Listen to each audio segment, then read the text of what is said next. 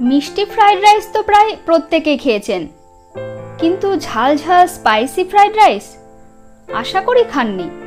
মিষ্টি ফ্রাইড রাইসের চেয়ে এই স্পাইসি ফ্রাইড রাইস খেতে কিন্তু কোনো অংশেই কম নয়, আর এতে পনির যেভাবে ইউজ করব সেটা সম্পূর্ণ ইউনিক। তাহলে আর দেরি না করে চলুন শুরু করা যাক। প্রথমেই আমি 100 গ্রাম পনির ছোট ছোট কিউব শেপে কেটে নিয়েছি।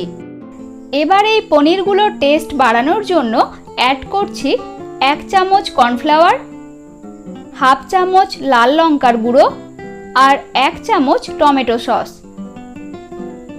সমস্ত কিছু পনিরের গায়ে ভালো করে কোট করে নিচ্ছি।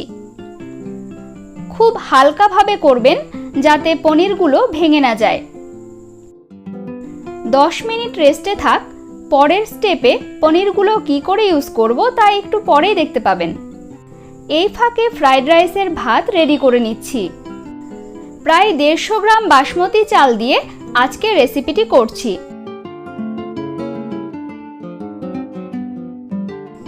ভাত প্রায় হয়ে এসছে।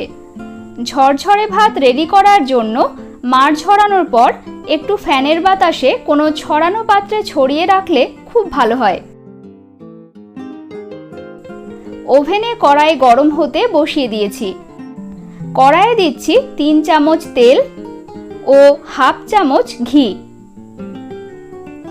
তেল ও ঘি গরম হয়ে এসছে।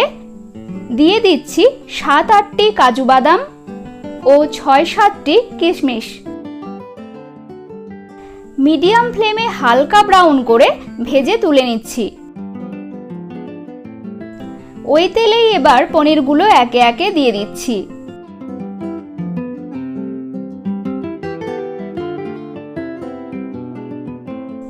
দশ সেকেন্ড ওয়েট করে পনিরগুলো উল্টে পাল্টে ব্রাউন করে ভেজে নিচ্ছি। ফ্লেম মিডিয়াম থাকবে, নইলে পুড়ে যাবে। পনিরগুলো তুলে নিচ্ছি।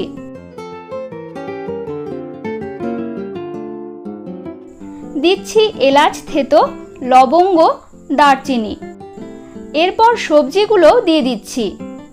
সবজি হিসেবে সামান্য গাজর ও ক্যাপসিকাম নিয়েছি। আপনারা ইচ্ছে মতো সবজি ব্যবহার করতে পারেন। 4টে লঙ্কা ফালি করে দিয়ে দিচ্ছি। দিচ্ছি হাফ চামচ আদা বাটা। আজকের ফ্রাইড রাইস মিষ্টি হবে না, হবে একটু ঝাল ঝাল। দিচ্ছি হাফ চামচ নুন ও খুব সামান্য হলুদ গুঁড়ো।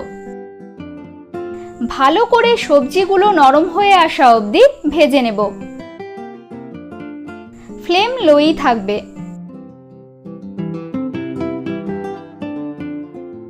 সবজি নরম হয়ে গেছে, এবার ভাত ঢেলে দিচ্ছি।